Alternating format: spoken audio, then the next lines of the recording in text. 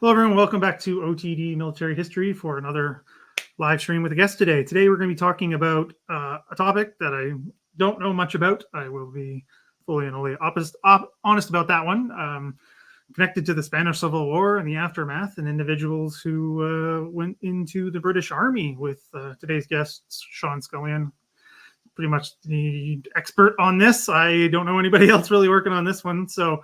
What we're going to do is we got a bit of a PowerPoint, but feel free to do your questions as we go along, and I'll get to them as I can, and kind of we'll give some background, and then we can talk about all kinds of other things. But with that, fire away with your questions, and we'll get to them while we can.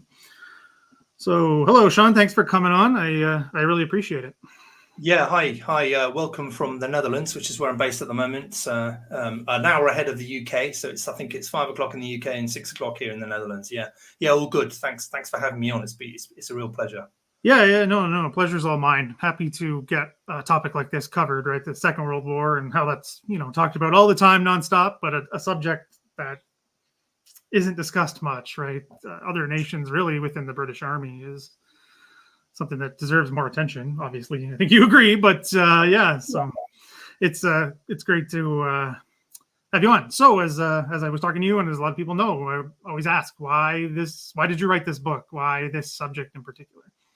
Yeah, it's something that's writ large across the whole of my life. I can see there's a few people in the audience already that know me, so they're going to hear it again, I'm afraid. But I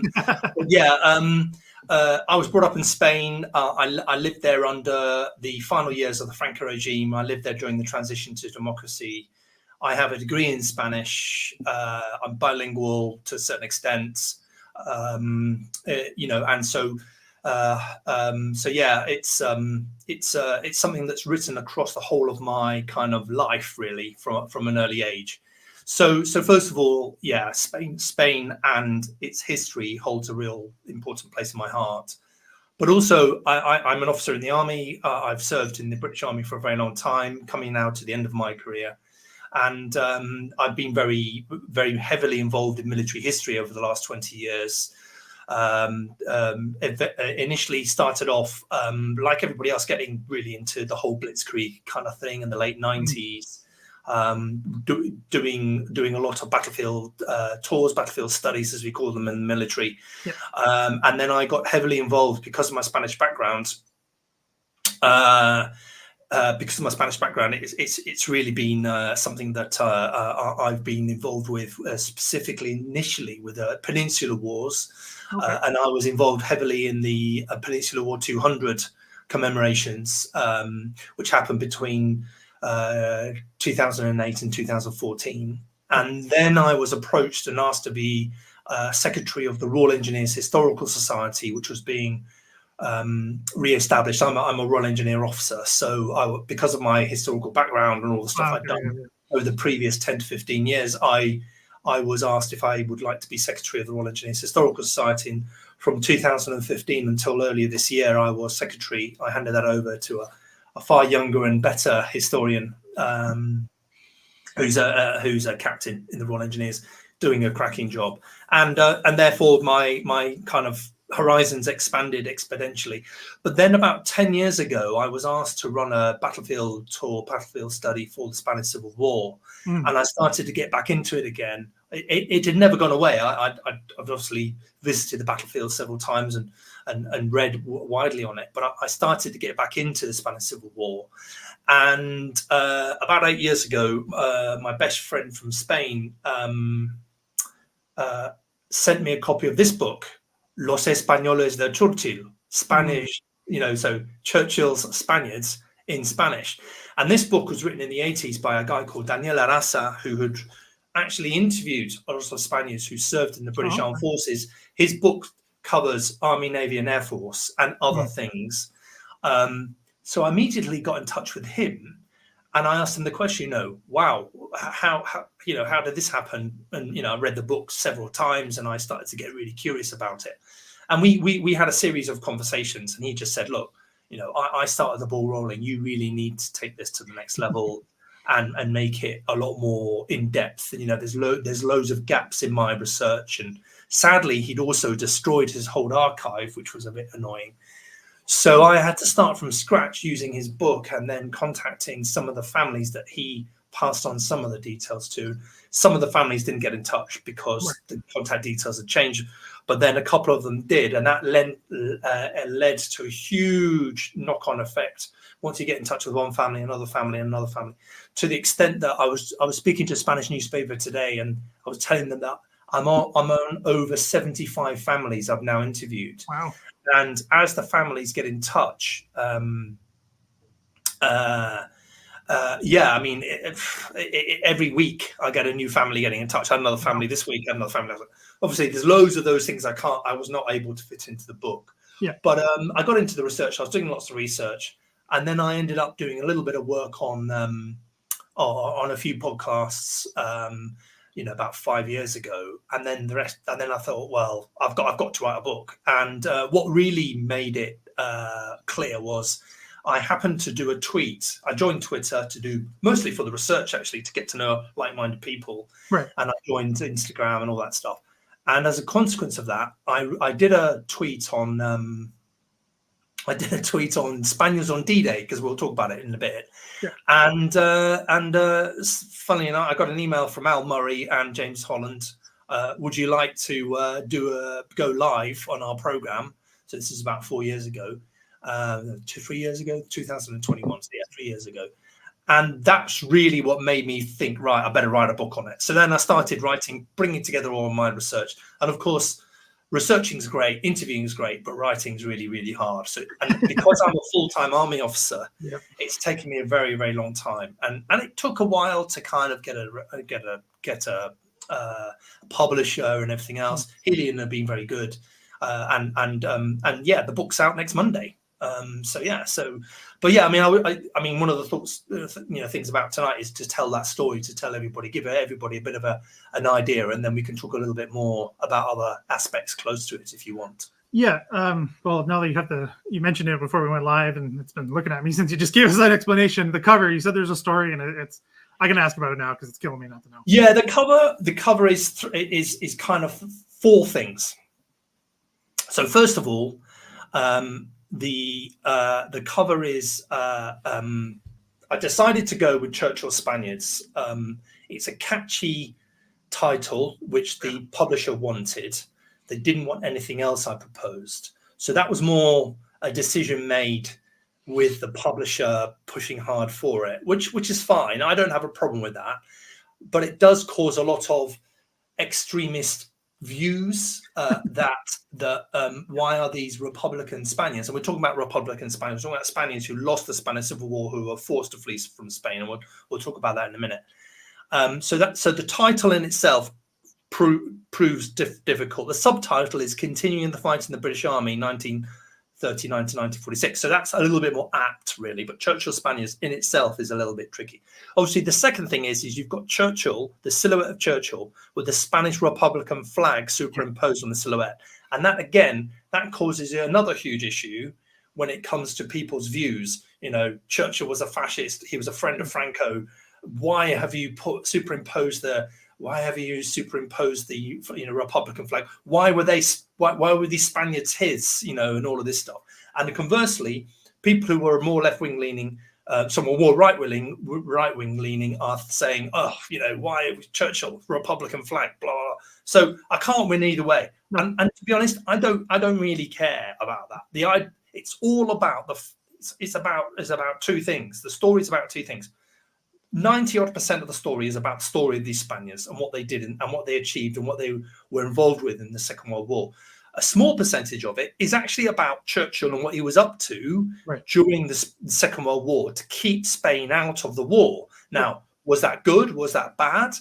I haven't made any judgments on that because I've decided that the story is all about these Spaniards. It's not about Churchill. It's about the Spaniards. But of course, Churchill was a prime minister. So these Spaniards were essentially his, and anyway, and the final story is it was designed by one of the grandsons of one of the Spaniards in my book, and you'll see a photo of his grandfather in the presentation I'll be talking about in a bit. But essentially, Mike Hild, who's the grandson of Manuel Sordera, he and I came up with some thoughts, and he's done all the photo editing and all of the maps for the book. Oh, okay. There are 172 photos and 9 maps in the book. And he also did the front cover, and we had about 10 different versions. And of course, it's a really eye-catching cover. And for me, it really sums up the whole story in that way. It's like, oh my goodness. So there was Republican flag with Churchill. What does that mean? You know, and all of that. So that's the story of the front cover. Yeah, it's great. I wasn't expecting that family connection, but I guess with your research background, I should be by now. So it's great to know. But anyway, let's we can launch into a PowerPoint if you like. Yeah. So this is the front cover of the book, as you can see, and you've got in the background a group of members of 2nd SAS Italian detachment. And in this photo, you can't see it very well, you are going to see their faces, are 2 Spaniards who served in the 2nd SAS. And I've tracked down over 15 Spaniards who served in the SAS in Second World War. About 8, potentially 10, were in 2nd SAS, and the remainder were in 3rd and 4th SAS. But I'll cover that later on. The reason why I've put the Royal Engineers Museum down there, Logistics Corps Museum, National Army Museum, is because of the launch events I'm going to have in a few weeks' time, but we can talk about that later on. Yep, sounds good. So where does the story start? So if we start with the next slide, you'll basically see these photos here, which are all about the end of the Spanish Civil War. The end of the Spanish Civil War saw a mass exodus of Spanish Republicans across into France and over the Mediterranean into Northern Africa. And we're talking about around 450,000 Spaniards being forced to flee Spain at the end of the Spanish Civil War. So the beginning of 1939. So between January and April 1939, you get this mass exodus. And out of that 450,000 or so grouping, you've got a smaller grouping of around 220,000 Spanish men who were of a fighting age, who were then placed into internment camps straight away. The French actually called them concentration camps. Yeah. This slide here gives you an idea of some of the suffering they went through. Bottom left-hand corner, you've got a group photo there. That's taken in Saint-Cyprien, which is one of the holding camps, named concentration camps. Photo provided by Agustin Roaventura family, and that's him there with some of the people he was interned with. And the actual retirada itself was a huge shock to the Republican Army. It was a huge shock to all of those who had to escape. And they were forced to be separated. So the men of a fighting age were separated from women, children, and older Spanish people. And they were split into different camps. And the men of a fighting age were placed in specific camps across the border in France and in other camps in North Africa. And they were given choices soon after. By about May 1939, a lot of the Spaniards started to be approached by the French authorities to be part of the French war machine. It was very clear that the war was going to break out. And of course, that happened a few months later in September. But what ended up happening was the French authorities started to recruit Spaniards into the French armed forces. And what ended up happening with them was that the Spaniards, a lot of them, signed up to join the French Foreign Legion. They also signed up to join elements or other elements of the army. So, for example, Régiment de Marche de Volontaires Étrangers, let's say foreign volunteer marching battalions were set up. And we're talking about, a good 5,000 to 6,000. Close to 10,000 Spaniards going into the Legion and going into these marching battalions. And then a good 50,000 plus Spaniards ended up joining labour companies that had been set up, these Compagnies de Travailleurs Étrangers. And a lot of those were used in munitions factories, helping out with the French war machine. But actually, the biggest thing that they were used for once war broke out was to reinforce France's frontiers. Yeah. And these frontiers were mostly things like, for example, the extension of the Maginot Line, because it was actually realised that the Maginot Line wasn't enough, so there was an extension made in the Ardennes, which obviously wasn't enough in 1940. But a lot of the Spaniards in these Compagnies de Travailleurs Étrangers were sent there to carry out work on smaller bunker complexes and field fortifications, ditches, things like that. So there was a lot going on there, and you can see there on the slide on the bottom right, you've got an identity card for Antonio Obis. Antonio Obis was in a Compagnie de Travailleurs Étrangers, and on the top left you've also got the ID card of another Spaniard, Eduardo Tamarit, who ended up being sent to North Africa, to a concentration camp and penal colony in North Africa.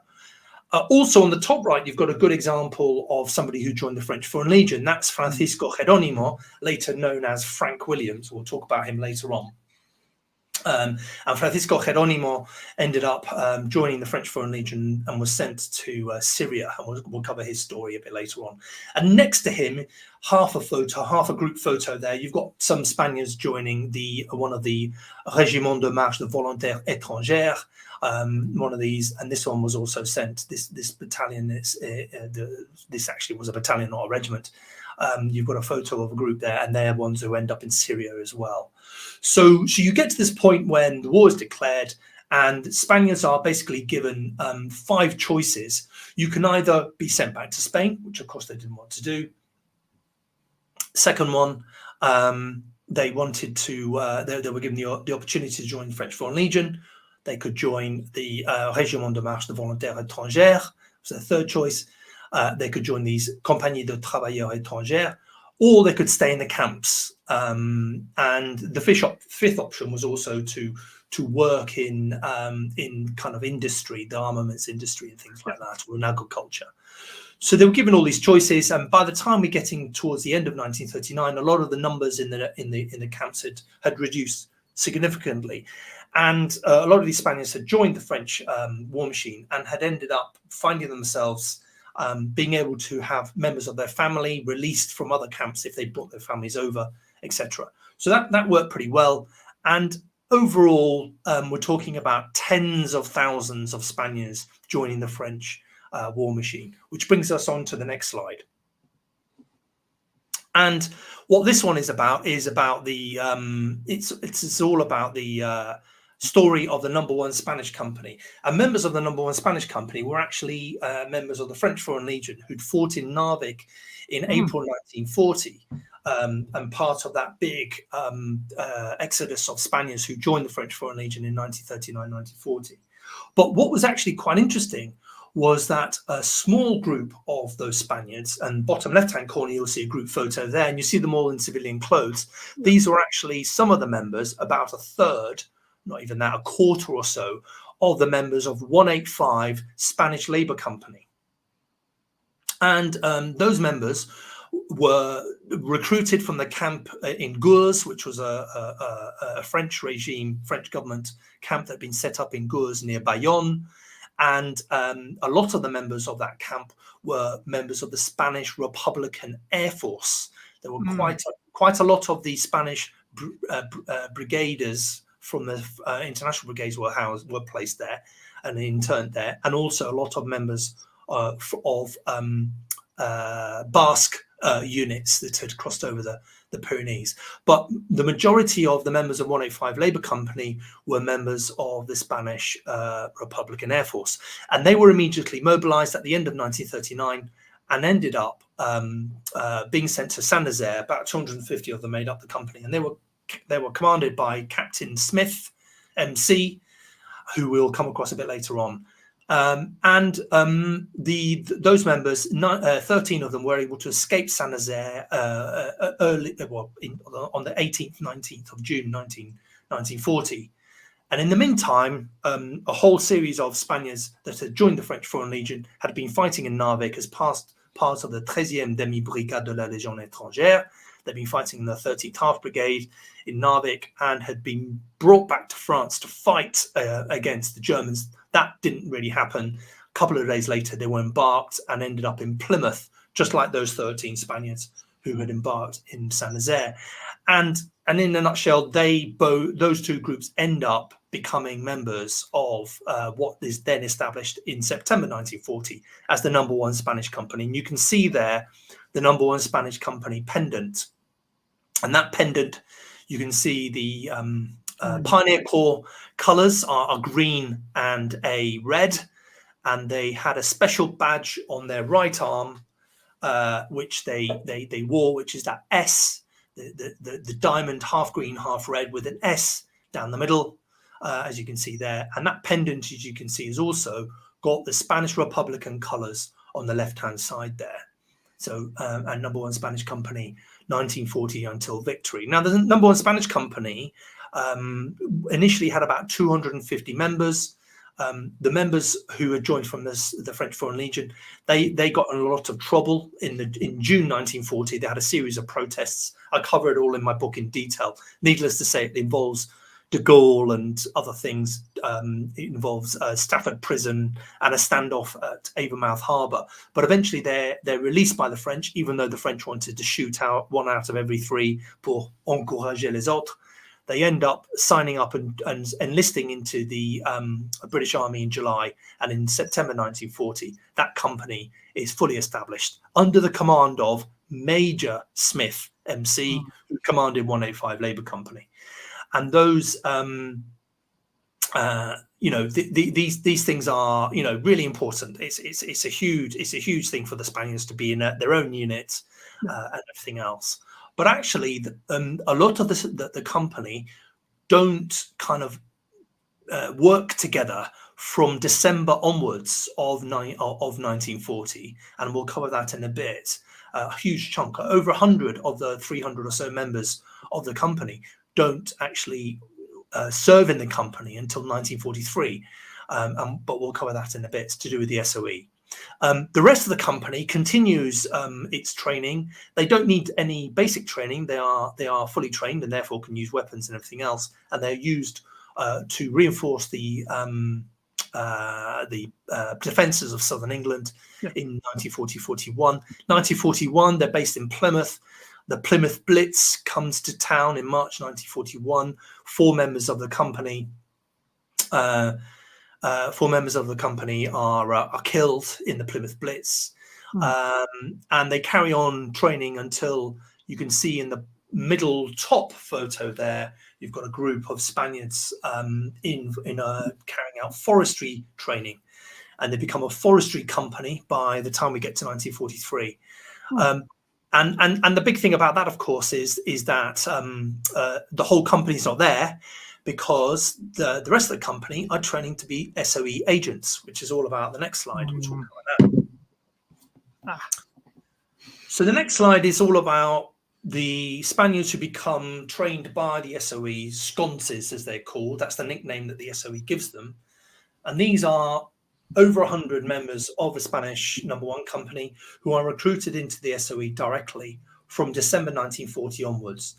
In December 1940, Hugh Quinnell, the head of H section, which is the section dealing with the Iberian Peninsula, Spain and Portugal, visits the barracks they have in Plymouth and recruits the first group. The first group being nicknamed Sconce No. 1, and Sconce No. 1 immediately carries out its training and ends up becoming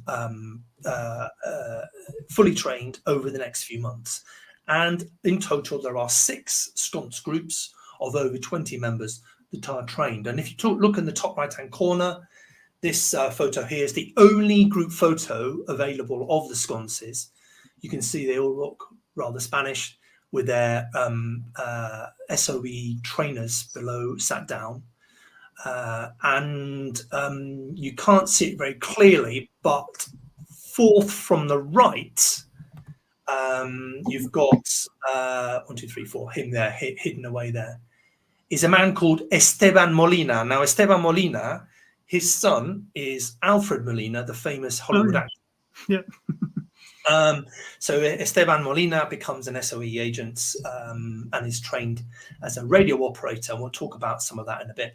And if you look in the far left, top left of the picture there, you'll see a picture of Manuel Espallargas.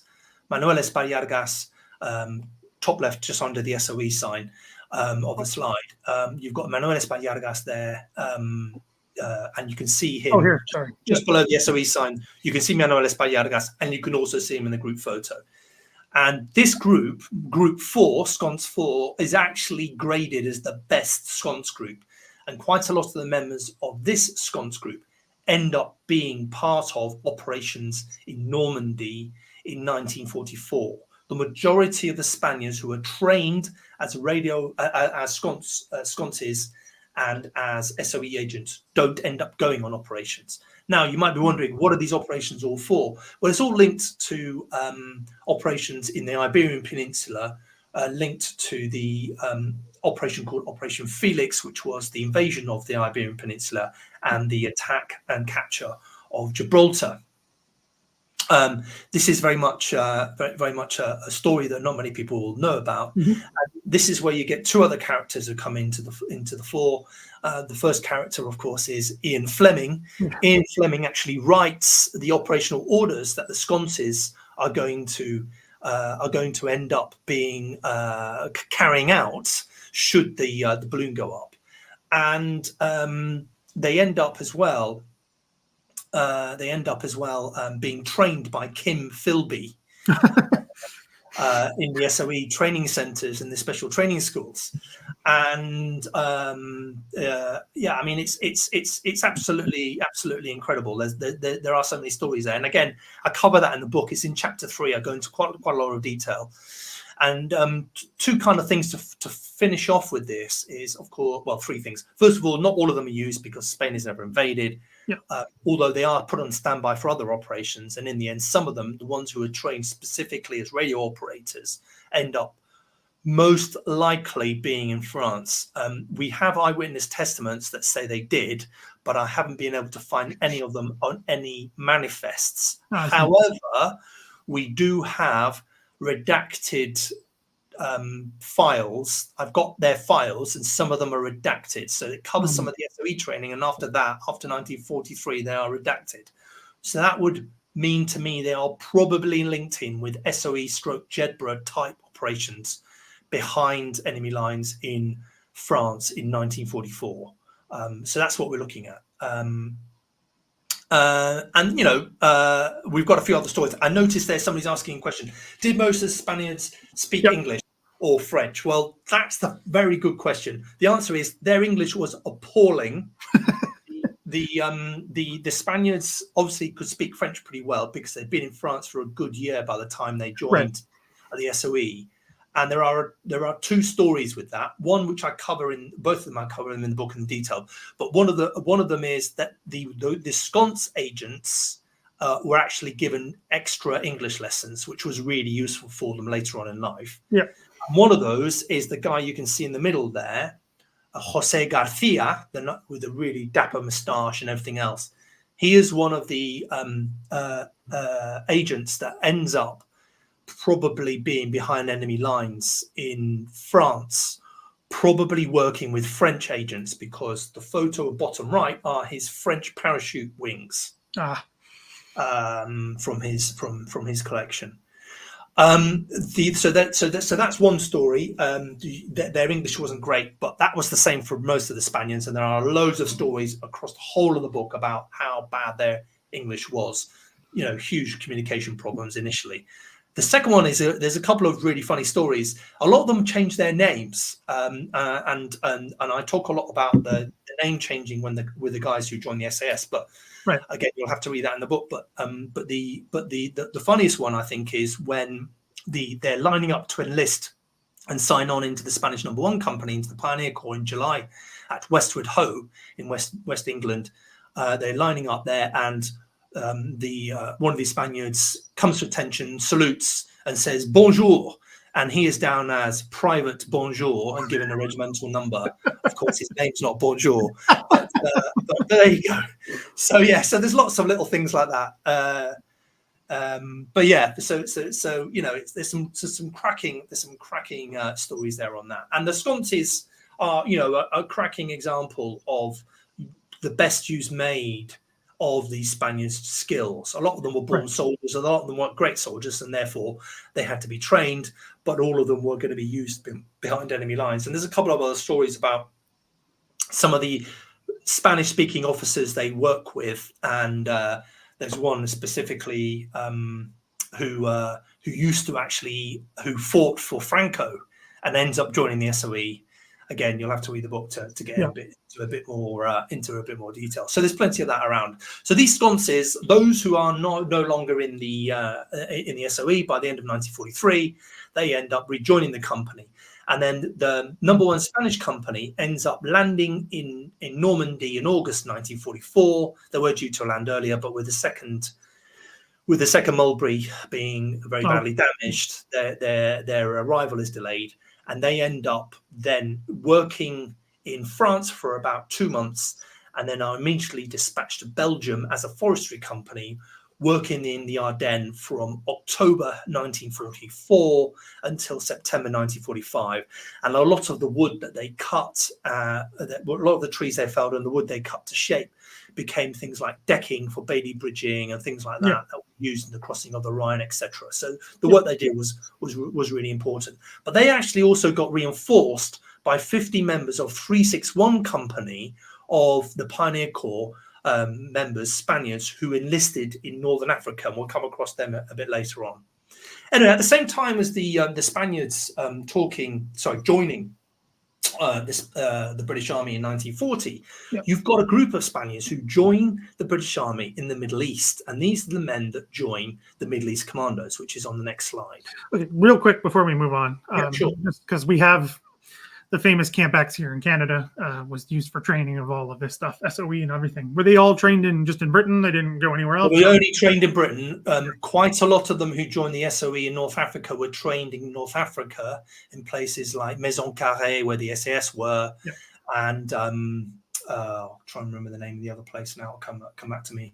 Near Algiers, anyway. But none of them went across the waters. Ironically, again, you'll have to read it in the book. There are some Spaniards who joined the number one Spanish company about 6 months to a year after the majority join, and they are men who have managed to escape from prisoner of war camps in Spain after the Spanish Civil War, and they escape to Gibraltar and end up joining the British Army in Britain, having crossed the Atlantic to Canada, and then cross back again to Britain to then become members of the British Army. And there are a couple of them who end up being in ships that are torpedoed, and they are able to survive. They get picked up by other ships and then end up in the UK. One of them ends up going back to Gibraltar, then crossing the Atlantic again to Canada, up to Newfoundland, obviously, where you had all the preparation of the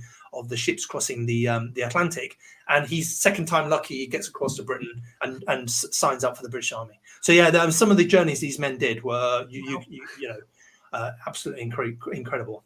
That is.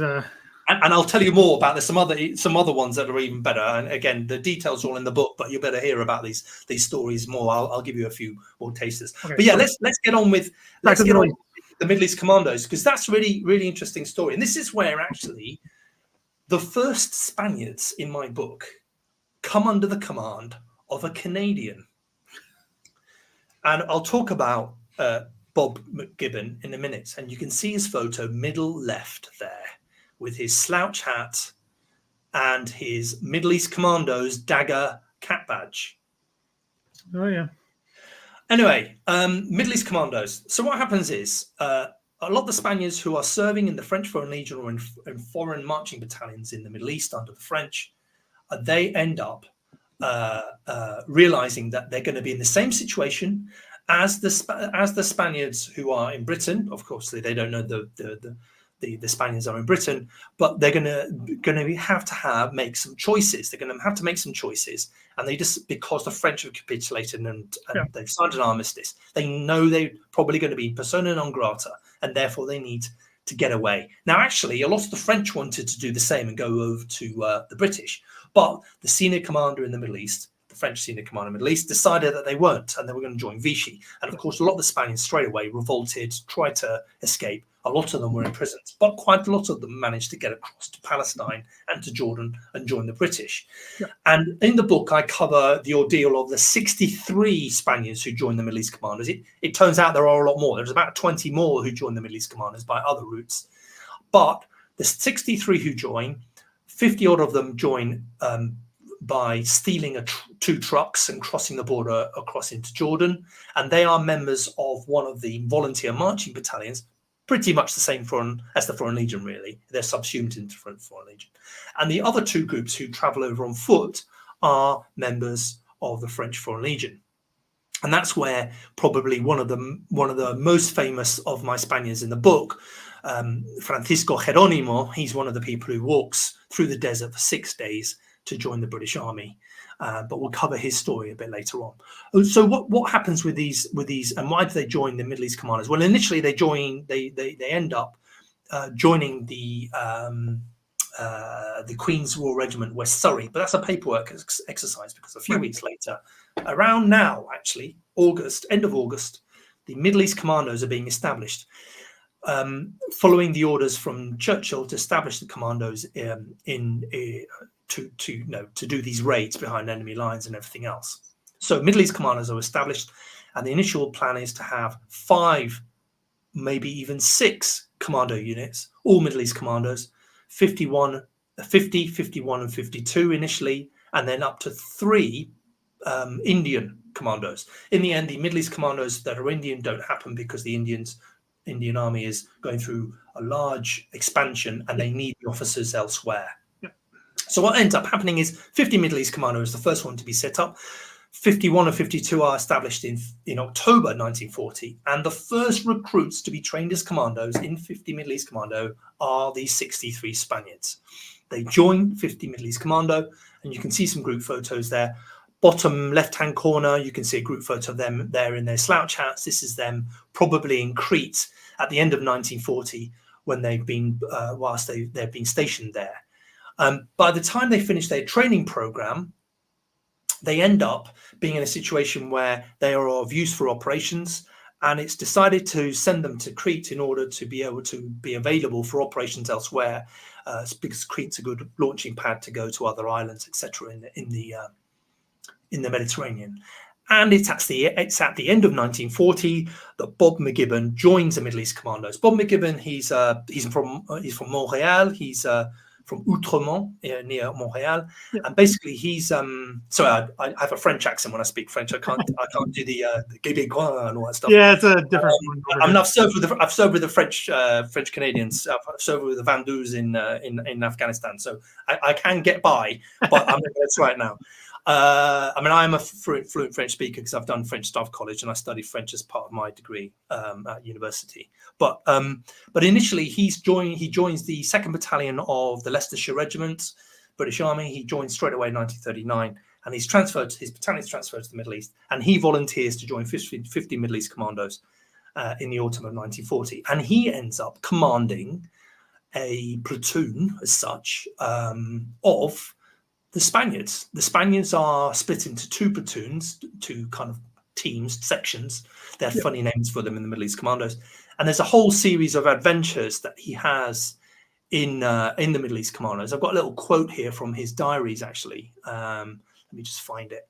If I see if I can find it here. I've got quite a good one. Here we go. Okay, so he talks about here we go. I've got one here. This is a good one. How could I forget the Spaniards? As I remember, we had about 60 or so Spaniards and 50 British in our company. The Spaniards were from very mixed social and economic backgrounds. One was a captain in the Royal Spanish Marines. Another was a sheep herder. Some had lived for years in France. Others had never left their village until the Spanish Civil War arrived. Most of them had never heard of communism or fascism prior to being conscripted into the army that was in power in the area in which they had lived at the time. It was hardly a free choice. One Spaniard, a corporal with me, was a white slaver in France. Another, a sergeant, had served 2 or 3 years for knifing a Frenchman who had insulted his girlfriend. One was an original fifth columnist. You may recall he tried to desert in Crete. We recaptured him and sent him home. More than half the Spaniards had been wounded, usually by German mortar shells during the Spanish Civil War. They were very frightened that if the Germans captured them, they would be automatically shot as communists. None of the Spaniards believed in the church. One only had to hear what the church had done to them to understand why. Many had been involved during the Spanish Civil War in pillaging church property or even other things. These, when they spoke of that type of thing, they just shrugged their shoulders. They were all very proud of being members of the Queen's Royal Regiment and the Commandos, and all of them hoped and believed that that the British would let them become citizens at some point in the future. As soldiers, they were ideal for commando work. And it goes on from there. I won't go anymore. But, you can see he's got a very strong view, and he commands them in Crete, because when we get to the end of May 1940, lay force has been sent to the Middle East under Bob Laycock, three regiments of commandos, and the 4th regiment is an amalgamated regiment or a battalion of Queen's of 50 Middle East Commando and 52 Middle East Commandos. And George Young, who's who's been a CO previously, now becomes CO of D Battalion of Lay Force, and they get sent to Crete, and they are part of the rear guard of the rear guard. And I talk all about the detail in the book. It's all in chapter 4, and really half of them become prisoners of war, the other half escape, and they have further adventures as members of May 1941. Sorry, thanks, Darren. Yeah. 41. So we took May, June 1941, the stories are made. So you've got a picture in the middle there of of some of the Spaniards who become prisoners of war. The little guy in the middle of that group there, he sadly dies in a Russian air raid on the prisoner of war camp, literally a week before the Second World War was over in Poland. And just to the left of there, you've got a document from one of the families they provided me. The Spaniards who became prisoners of war were really worried that they were going to be sent back to Spain. So basically, their officer, their medical officer, who was Scottish, who'd actually been a doctor in the Spanish Civil War with the International Brigades, he told them, that's easy, just say that you're Gibraltarian. So all of the Spaniards in the prisoners of war camps called themselves Gibraltarian and managed to get away with it. Lots going on there, and the Middle East Commandos, quite a lot of them end up becoming members of the fledgling Special Forces in what becomes one's first Special Service Regiment, that then is the baseline kind of unit for L detachments, SBS, LRDG already, and all of that. And 2 of the members of the Middle East Commandos end up joining the SAS. Some of them return to the infantry, and the others, by different ways, end up joining the Pioneer Corps in 1944, and then get posted to the UK in 1944, mostly as NCOs in the Pioneer Corps, with the pioneers who end up, the Spaniards who end up joining the Pioneer Corps, which is about the next slide, which is the Spaniards who joined the Pioneer Corps. So if we just want to go to if that's okay, a question first. More broadly here, though, because you mentioned some Spaniards being held in North Africa. Did any of them join, after Torch and all of that going on, or is there anything you've come across? They did. So the majority joined after Torch, and we'll talk about that in a minute. But there were Spaniards who escaped from the Syria and Lebanon, from the French Foreign Legion, who fought in British infantry battalions in the 7th Armoured Division. That is definitely for sure. Probably in 1st, 6th, or 1st, 7th Queen's Royal Regiment. Right. The Spaniards who had signed up to join and then ended up being commandos were actually signed on to the books of 1st, 5th Battalion, and some of those rejoined that battalion and were in the Salerno landings.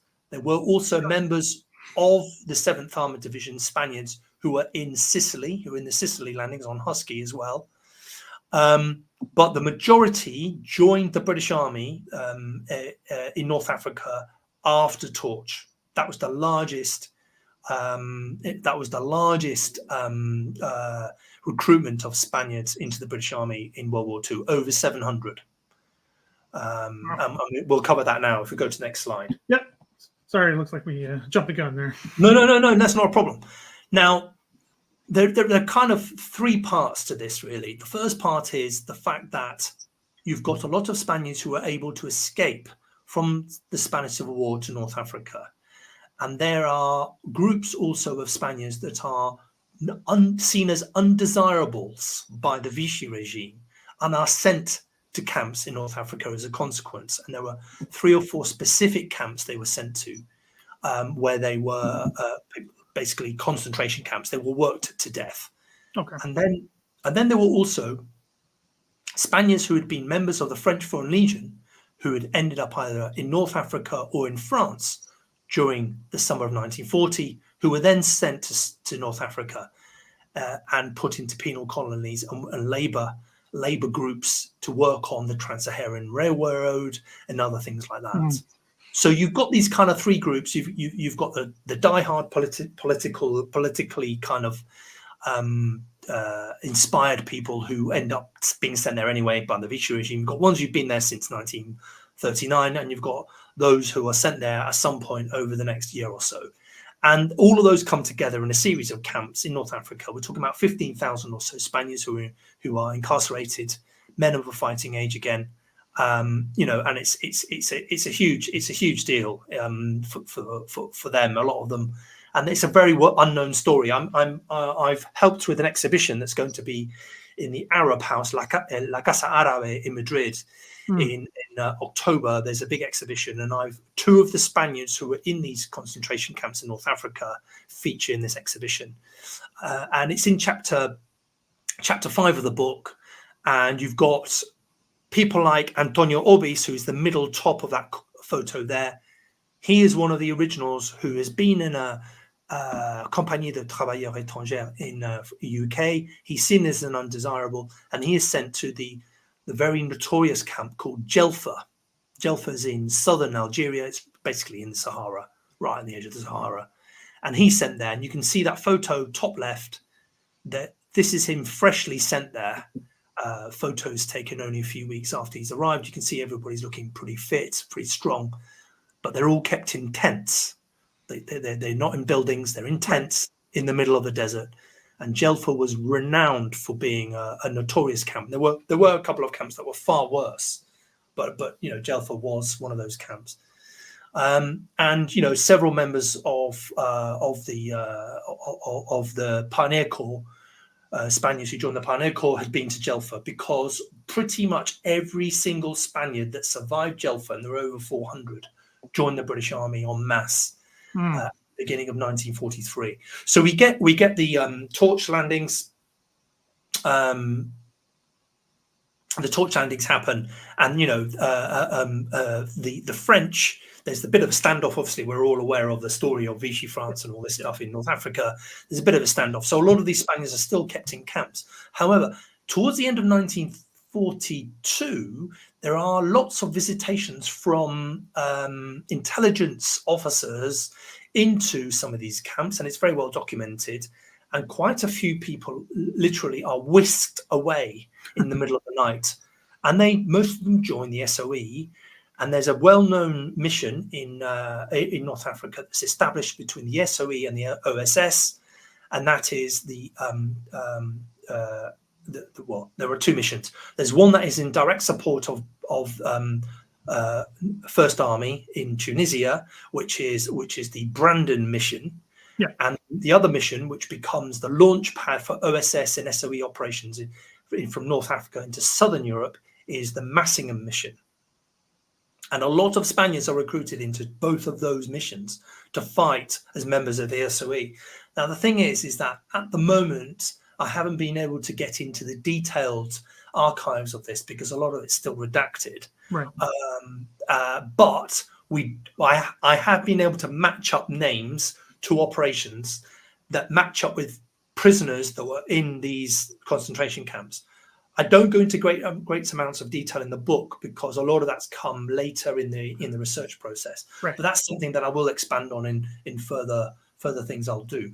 But one of the biggest narrators of the North Africa experience is the guy you see in the bottom right-hand corner there. He's called Agustin Droaventura. Agustin Droaventura was a heavily politicized anarchist. He'd been part of the anarchist movement during the Spanish Civil War. He managed to escape into France. He was imprisoned 3 times in France. He managed to get out of his final camp and work as a laborer on a building site. Then he kind of got slightly involved with the Maquis and the resistance. He was arrested again as a non-desirable by the Vichy regime and sent to Jelfa. And he spent a year in Jelfa and has written extensively on his experiences. All of it is unpublished, and his family have given me his archive. Wow. So it's all in Spanish, typed out in the 1970s and 80s after the Franco regime fell. And basically, that's another project of mine. But Agustin Droaventura and his story and the story of the Spaniards that he documents, he was a keen narrator of the Spanish Republicans in exiles. And ultimately, he ended up in Britain at the end of the war.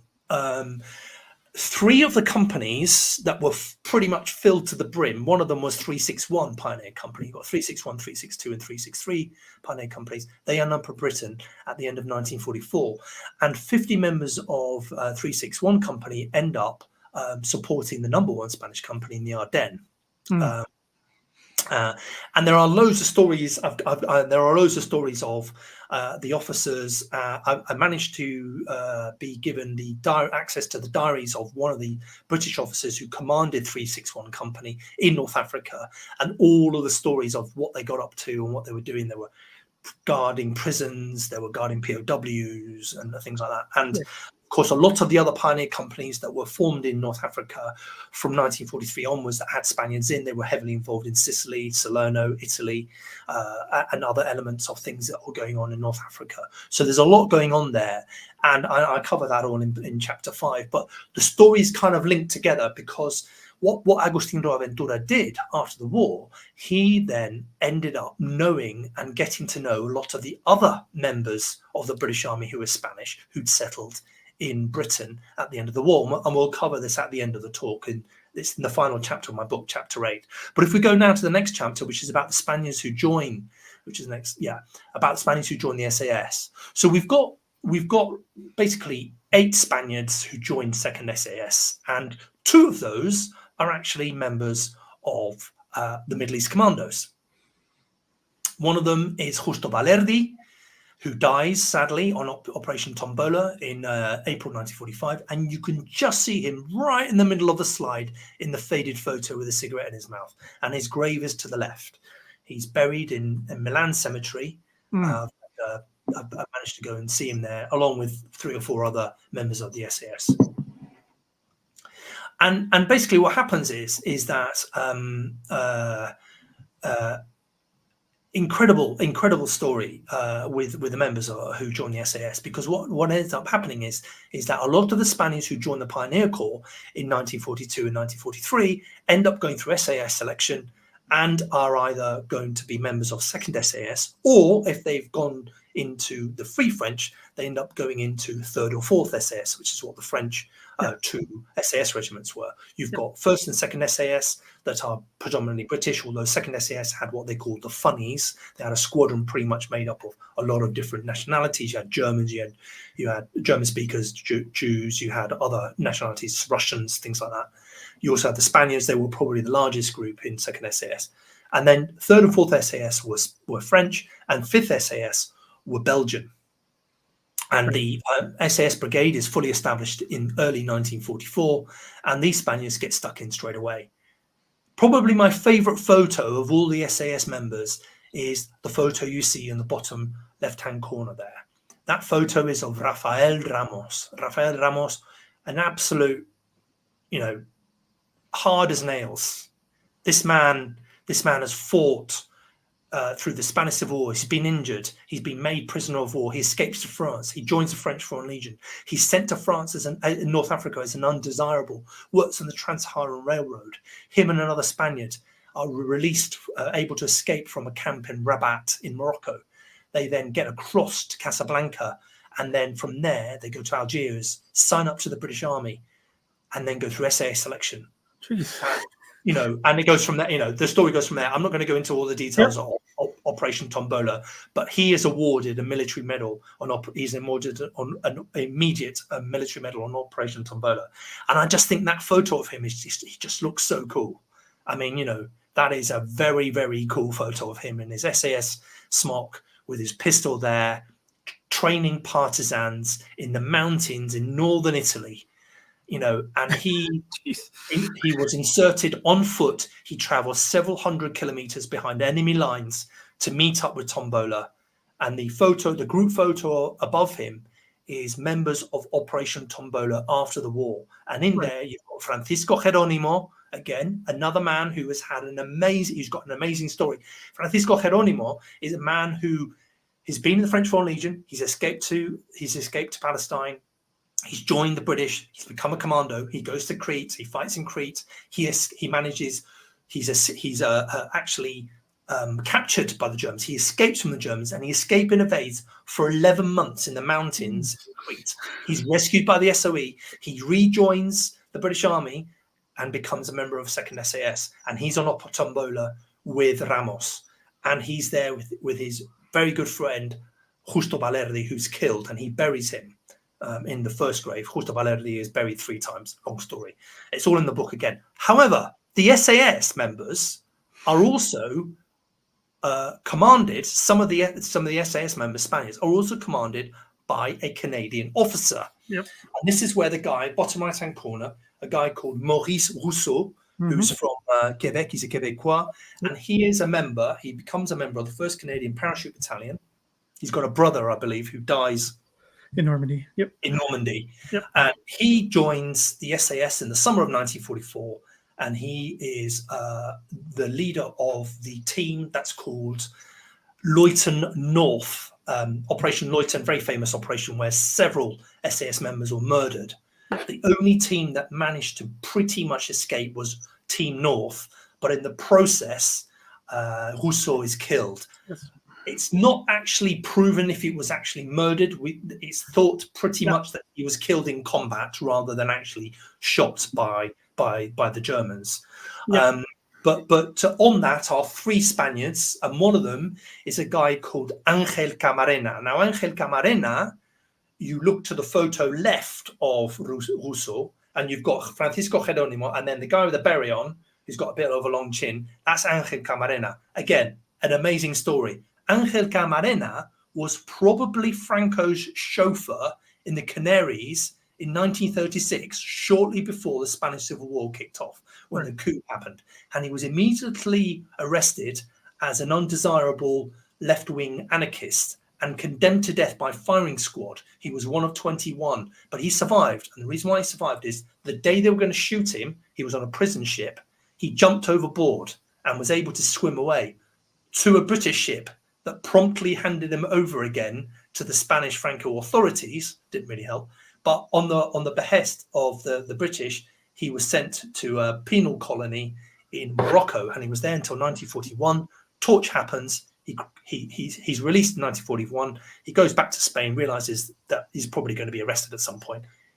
Torch happens. He joins the Pioneer Corps, and he ends up with another Spaniard.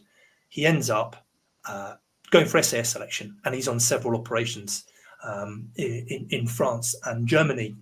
He's not on Tombola. There's only 3 Spaniards on Tombola. There's plenty of stories about Tombola and other things like that with the SAS. But overall, we're talking about probably the most soldierly of the soldierly Spaniards being an SAS, and to a certain extent in the commandos. And that brings me on to the next slide, which is about, I've called these like the brave few in the book. This is chapter 7, and these are about small groups and individuals who are Spaniards who end up end up serving in the British Army. And you can see there are 3 graves superimposed on the back of this slide. But I wanted to cover 2 of those people who are on the gravestones. First of all, a guy called Jose Maria Irala, who is in the Reconnaissance Corps. His photo is in the bottom left, and the guy in the middle called Scullion. Trying to remember his first name, Jose Scullion. Oh, come back to me. I think it's Juan. Anyway, Scullion Echevarria. Anyway, they're both Basque, and there are groups of Basques who end up joining the British Army separately. But these 2 are quite a specific case. In the Spanish Civil War, Britain agreed to look after 4,000 Basque refugee children, and 4,000 children with their teachers, their nurses, and their mentors travelled by ship. It's very well documented, and landed in Southampton in 1937. And by the time the war was declared, there were still about 500 of them in Britain who couldn't go back to their families for one reason or another. And these 2 individuals were 2 cases. They couldn't go back to be with their families because their families were either in exile somewhere else, or they were imprisoned in Spain, back in the Basque Country or whatever.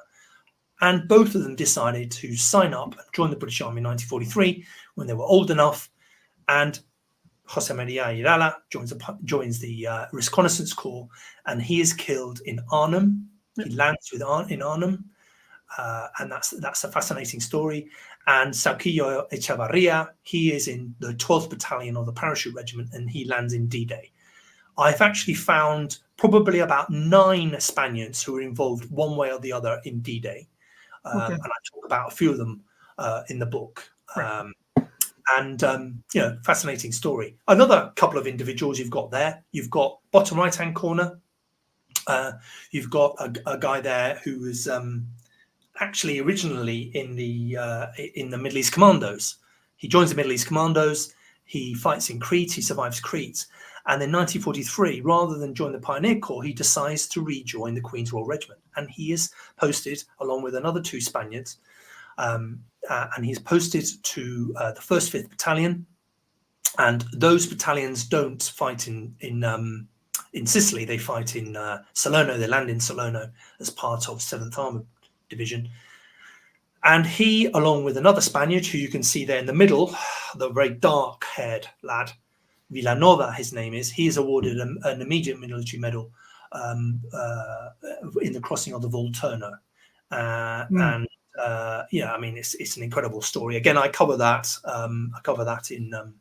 In chapter 7, and the final one that I cover in chapter 7 is this lad called Canovas, Alfonso Canovas, and he is one of these people who joins the British Army in Northern Africa, 1943-44, and he goes for SOE selection. And because his family has been living in southern France, he is immediately grabbed hold of by the SOE to be involved with a series of operations in the Ariège, in the kind of southeast France, quite close to Perpignan, inland from Perpignan, not far from kind of southeast of Toulouse, that kind of area. Foix, and he's part of the liberation of Foix. And as part of that, he is given an immediate military medal. His grandson, Jason Canovas, was sound director. He's an Oscar-nominated sound director for Lord of the Rings and The Hobbit. Okay. So speaking to him was incredible. Very, very, very modest about his exploits, but more bothered about his grandfather than anything else. Canovas settles down. He marries an English girl and settles down in Blackpool, which for the Brits amongst us, is a fairly particular place. It's quite well known for Victorian holiday making, as was, and ballroom dancing nowadays with the Blackpool Pier and Blackpool Tower. That brings me on to the next slide, which is the final kind of part of the story, really, which is what happens at the end of the war. Yeah. And this is where this guy I told you about before, Agustín Roaventura, comes in, because he, in the 1950s, he sets up the Spanish Ex-Servicemen's Association. The Spanish Ex-Servicemen's Association is fully established, and I'll cover that in a bit more. But you can see the photos of people getting married, etc., on the left-hand side there. Yeah, they did. They did get around, Darren. They did. They were very busy. And you can see here quite a few group photos. You've got people getting married. You've got Francisco Gerónimo getting married. That's in the top there. Middle left, you've got Rafael Ramos, military medal for Octombola. And then you've got Jose Garcia, who married an English girl from London. And you've got lots of other people settling down. A lot of them settled down in the London area because obviously that's where a lot of work was. A lot of them settled down in the Midlands, Birmingham, Coventry, working in factories, etc. There. Yep. A small group ended up in the northeast, working in steel factories and foundries, etc. But the Spanish Ex-Husbands Association was kind of started pretty much immediately after the war, but it wasn't given a formal kind of name until the late 50s. And Agustín Aventura was one of its first members. He became the secretary, and they set up a newsletter, which you can see top right there. And the photo bottom right is a photo of members of the Spanish Ex-Husbands Association laying a wreath at the cenotaph in London, only a month before Franco died in October 1975. So there were continuing protests against the Franco regime, became more heavily politicized, and continued this fight all the way through to Franco's death. And quite a lot of them ended up staying in Britain, getting British naturalization. Quite a few were not very happy with the way that Britain and the Allies had decided not to go after Franco at the end of the war. Yeah. So quite a few of them ended up going to Mexico and settling down there because Mexico did take on a lot of Republican exiles after the Spanish Civil War and after the Second World War. But yeah, I mean, the story is incredible. My book covers, I reckon there are about 1,200 Spaniards who served in the British Army, and I've got 1,071, I think, in the book. I've named every single Spaniard who I've found in the back of the book, so everybody can cross-reference those. And it's an amazing story, a story that just has not been told really. No. And the book launch is next week. Awesome. Okay, so if anyone has any questions, please put in the sidebar. We'll do a few. Before I usually minimize the presentation at this point, but I can't help but notice the picture here protesting against Franco's Franco's Spain inclusion in NATO. Does that come up a lot in anything you've looked at? Because that must be so Spain was not allowed to become a member of NATO until after it became a democracy. It did not become a member of NATO until the 1980s. Yep. So NATO kept true to that. What ended up happening was that there was a series of bilateral agreements made between the United States and Spain, allowing the US to set up bases in Spain that were going to be used by NATO, because it was very clear by the early 1950s, when the Cold War was in full swing, that Spain was probably going to be a very important support mechanism for NATO, but there was still a great deal of reticence to deal with the Franco regime, and that's why those agreements were made. Yeah, and I mentioned those in the final chapter, all of that stuff going on in the background. And of course, politically left-leaning people were not very happy with that at all. People did not want to deal with the Franco regime at all. And of course, that happened with the Labour movement in Britain, and a lot of the Spaniards who were exiled in Britain were very much against a lot of these things, hence why a lot of these protests and things happened. But I think what changed with the fight against the Franco regime in amongst the exiles, it was more about what the Franco regime was up to in Spain and its repression and gratuitous violence, etc.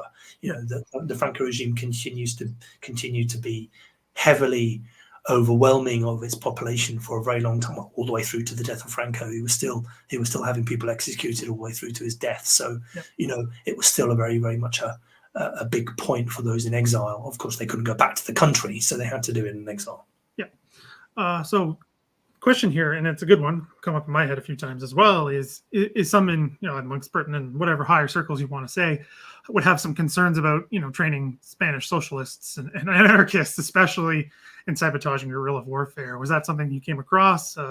Anything related to that would be fascinating to hear. Yeah, I mean, I think, so all the Spaniards were graded as Reds, and there was a concern just like there had been for British people returning from the Spanish Civil War, who were all on watch lists and were regarded as Reds as well, that there would be an issue. Now with the SOE, that wasn't necessarily a problem because they were in a secure environment and therefore they were being trained for specific operations. With the commandos, I think, especially in North Africa and the Middle East, there was far less paranoia about using foreign troops in operations that far out of Britain. Obviously, in Britain, there were problems with that. But once we got to 1943, when we get to a situation where you really needed the manpower, they were more than happy to take on a lot of these Spaniards, and of course, quite a lot of them became quite heavily unionized in Britain after the war as well. Agustin Aventura is a prime example of that.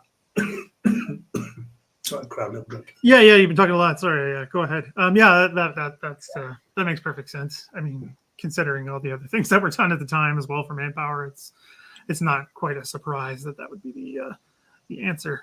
So, question from me, and we discussed this just a little bit before going on, is how is all of this perceived, from your opinion anyway, in Spain today, right? Because you were talking to me about talking to people there as well. How is this kind of time period discussed, and if there's anything related to your work about that, like has there been a reaction, positive, negative, about how you've gone about doing this? Where do you start? There's been extremism in politics is writ large across Spain today. It's kind of returned to mainline politics now, right. And therefore one has to tread very carefully with what it's doing. I go back to the cover. The cover in itself it means that there are people who are not willing to engage with willing to engage with the subject, and of course, I could have gone around it in a slightly different way, but I think the fact that you've got an unknown story of heavily politicized exiled Spaniards fighting in the British Army that nobody knows about, and it on the whole being a success story, I think that's worth telling. So I think there are various groups of people who have engaged with me on this, and the questions and the replies have been very spread, really. You've got people who are willing to kind of have a conversation about it and don't really realize, and there are people who are just not willing to go beyond the fact that, they were all Reds, therefore,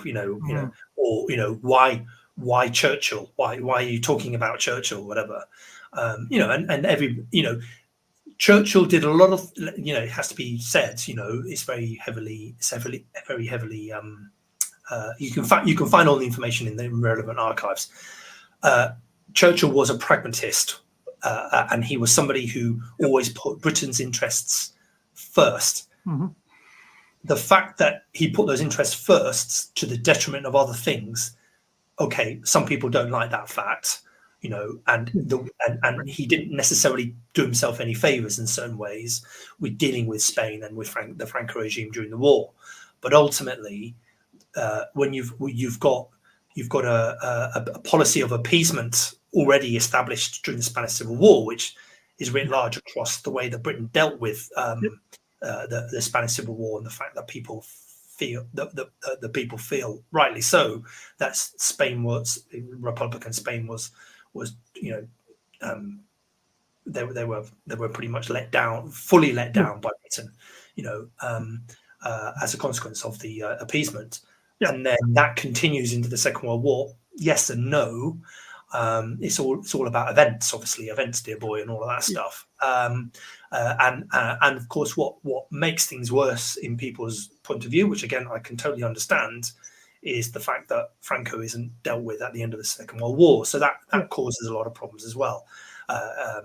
We're trying to kind of rationalize and understand that, and I'm not falling on either side here.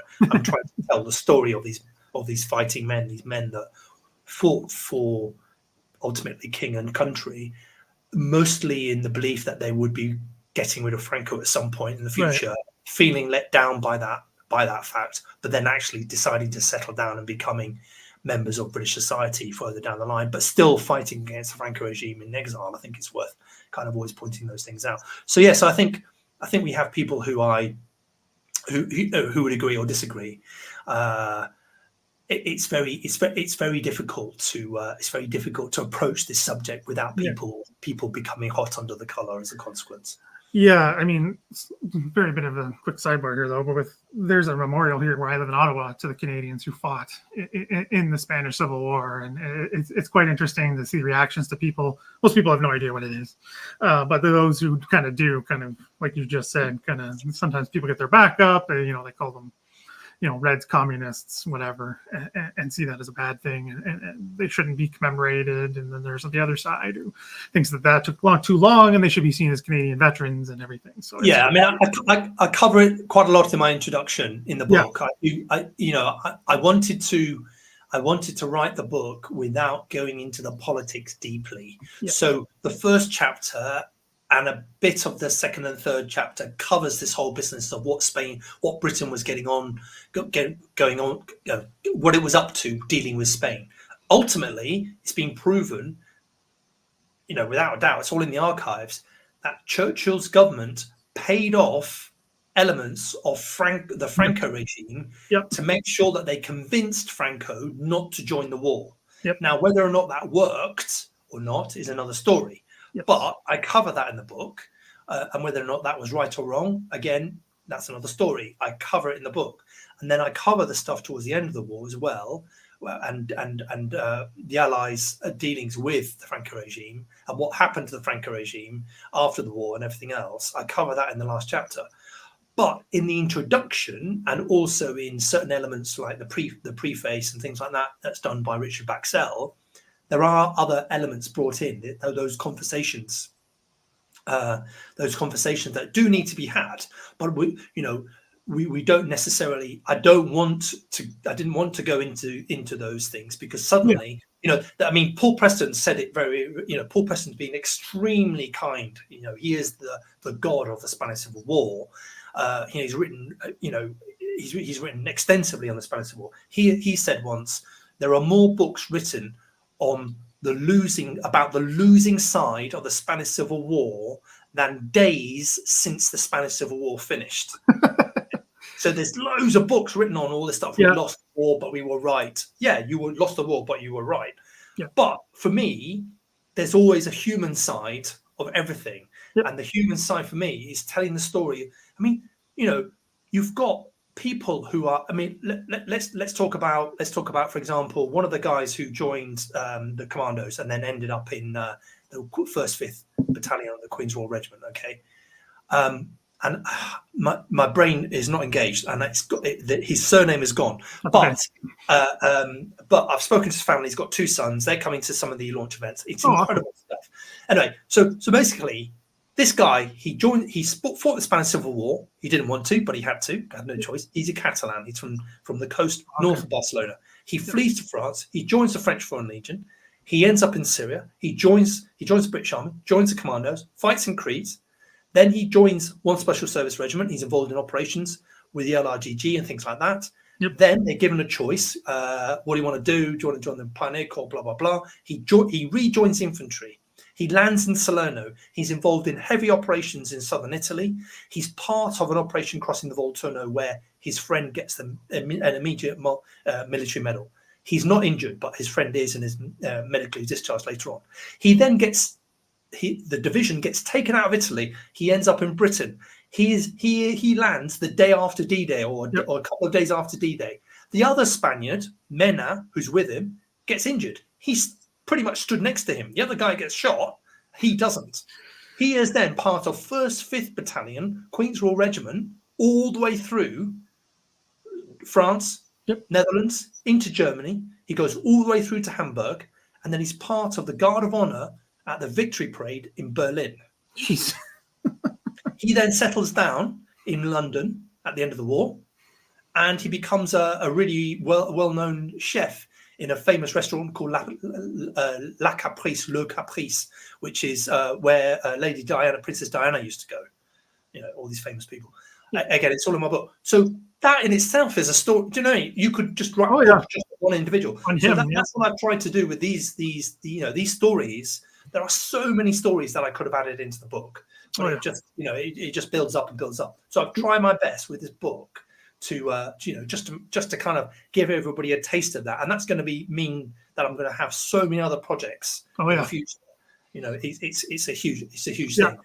And the launch events, will give people a taste of that. The main. Are you happy I talk about the book launch? Is that right? Are you happy I talk about the book launch? Well, of course, yeah. Yeah, sure.